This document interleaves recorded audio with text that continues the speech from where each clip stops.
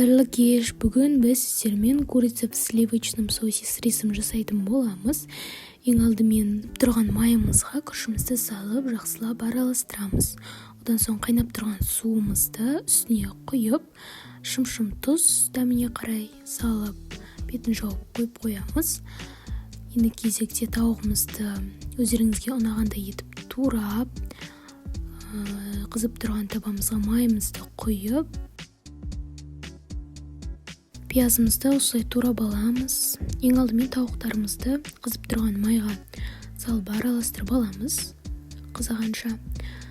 Одан соң жаңағы пиязымызды саламыз. Жақсылап қуырып алғаннан кейін дәміне қарай тұз, қара бұрыш, қызыл бұрыш саламыз.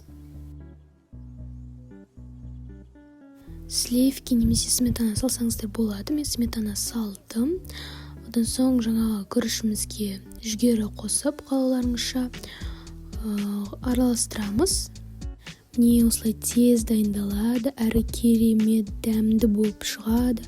Жасап көруге кеңес беремін. Жасап көріңіздер, астарыңыз дәмді болсын.